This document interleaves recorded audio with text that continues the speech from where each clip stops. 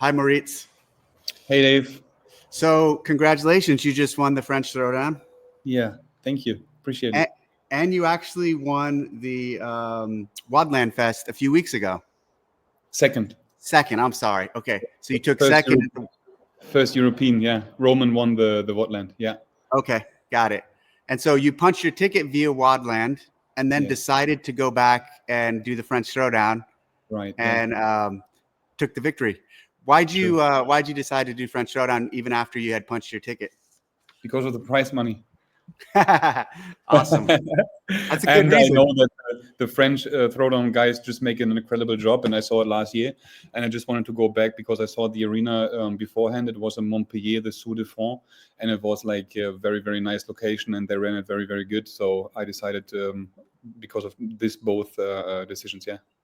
Okay, very cool. And the duration, the 2-week gap, you weren't too beat up from WODland Fest to. I was very beat up because of the AC. I had a cold and I didn't train for 1 week. I was like trying to get fit again.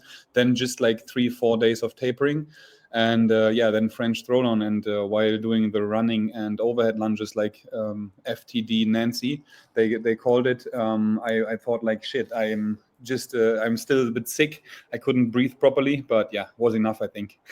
Yeah, clearly, right? Yeah. Are you gonna do any more events at this point, or are you gonna kind of just relax? No, we are done. I'm just only doing some running, swimming, biking stuff. And next week on Monday, games prep is going to start. So no competitions anymore. Just focus on the games and getting better than the previous years. Yeah. Are you back home? I'm back home in Germany, in Hamburg. Yes, in my gym, and I'm gonna do the prep there. Nothing planned. No games camps. Some people will come here from England and from France, and then we are gonna do a camp here, but nothing else planned yet. And you follow the program? Yes, right. Yeah. Tell me about the program. Who's behind it, and etc. Yeah, so the founder is John Singleton. I came on board in 2022 when I came through the first time in Lowlands Throwdown, Amsterdam. 1 week or 2 weeks before, I sent a voice message to John, and this was the point where I entered the program. And then I went straight to the island, did a little camp or a little activation, I'd say. And then, since then I'm on board. And after 1 year or 1.5, I think I stepped away from John's programming to Chris's programming. Like John as an offline coach, I would say, and online coach has been Chris. Chris is a German guy, lived in Flensburg at this point. Now he moved to the island, to Mallorca, where the program is based. And now he is doing my main programming, and he has been with me in WODland and in French as well. Okay. Yeah. And are you still running the affiliate? I'm still running the affiliate, yeah.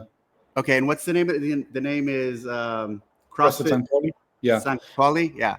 We call it St. Pauli Athletic, and I think we talked about this last year because people in Germany are a bit afraid of CrossFit because they only watch the old footage from the OGs, I would say. So these guys say I have to go 5 years to make fit or to like a global gym to join your gym. So we decided to do St. Pauli Athletic to just be a bit more open.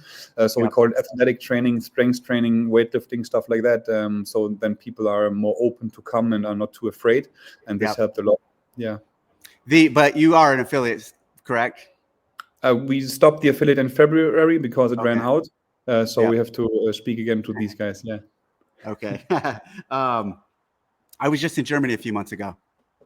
Oh, really? Where have you been? Yeah, I went to Frankfurt, and then I went on the base nearby there and spent a few days there. So I wasn't there for too long. Ah, cool. Awesome. Yeah. You have been in Berlin as well last year, right? Yep. Berlin was a few years ago. It wasn't last year, but I love it. It's a beautiful place. Cool. There, awesome. And you're a level 3, right? No, level 1. Level 1. Okay. I thought for some reason you had your level 3. Keep that in your mind. It's okay.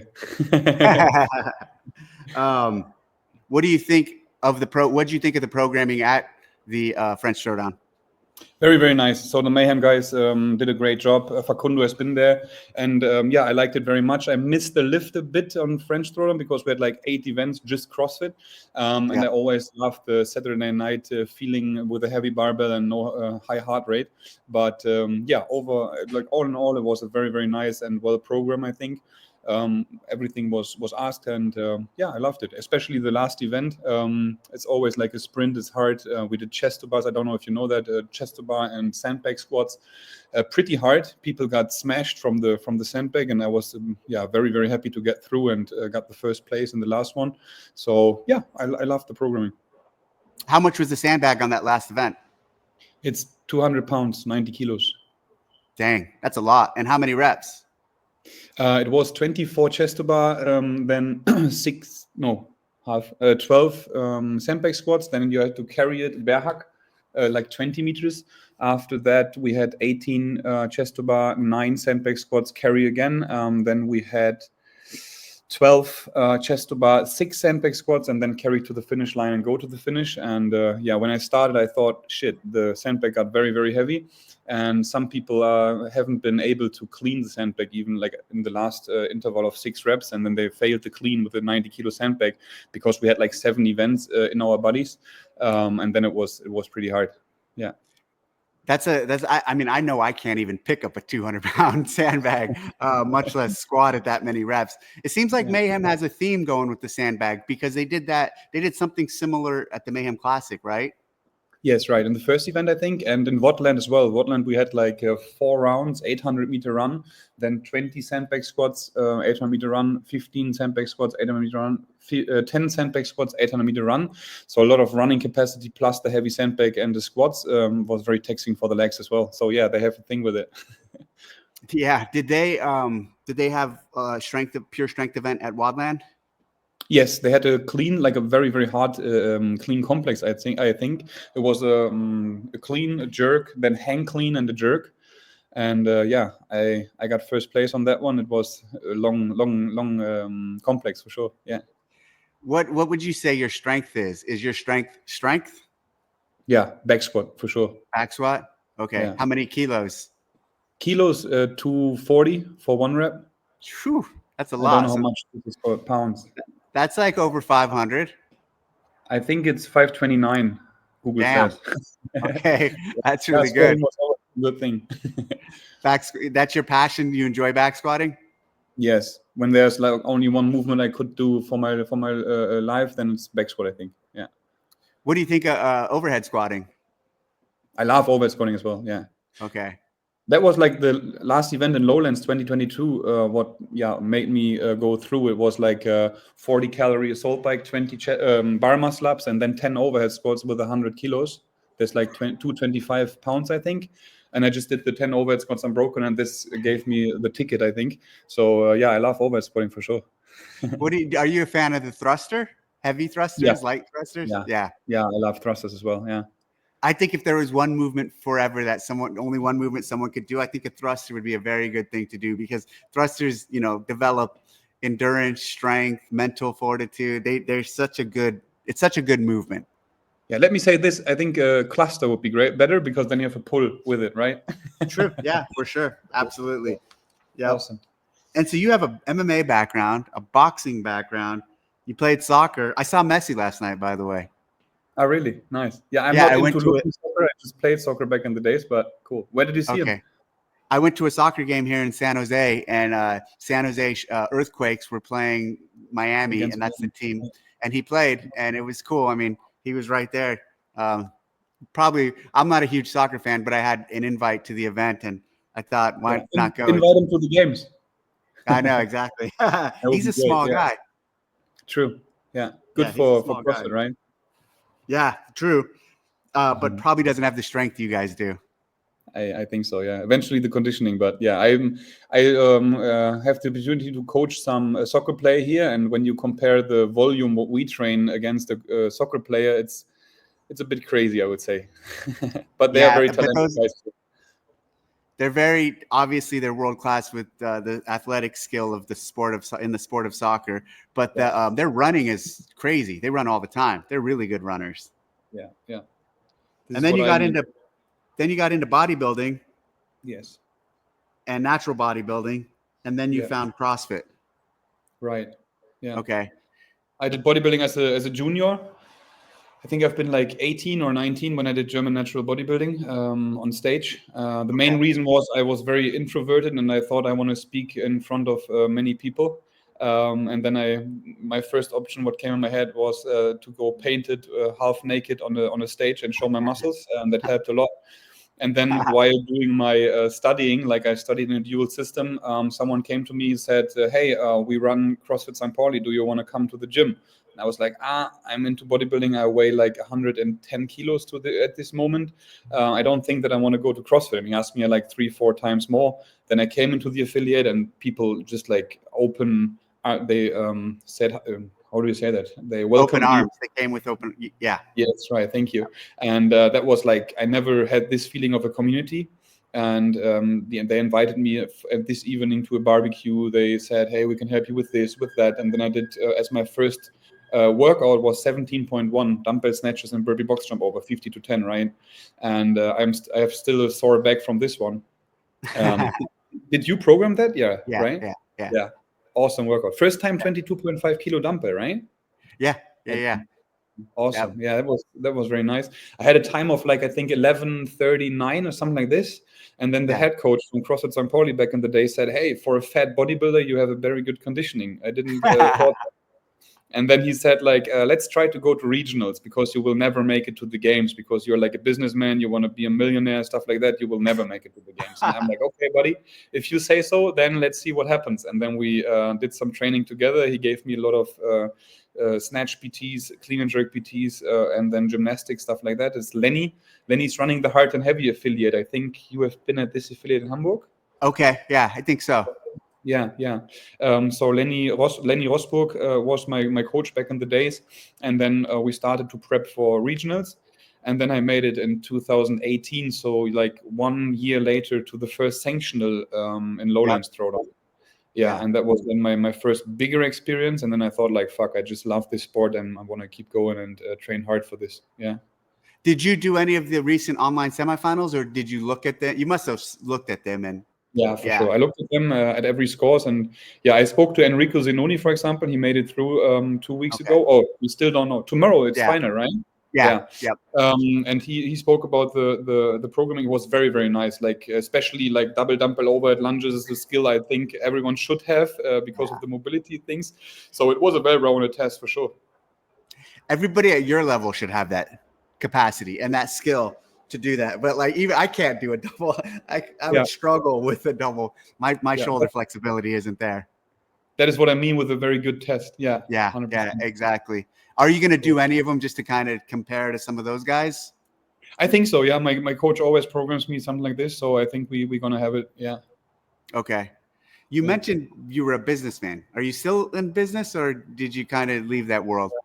Yeah, I do online programming. I do some management. I have a box, like as you know. So these things, and then like business is more or less my what I make my living out of, and the sponsoring. So I do Instagram is my main income, I would say, because I have to pay my rent, to pay my bills. So these are like the 3-4 things I have to do as a businessman. And this is what a Lenny meant back in the days, because I had some startups just because I wanted to test a lot of things. I made a lot of mistakes. I lost a lot of money with it, but still it's in my heart to be a businessman, I think. Yeah.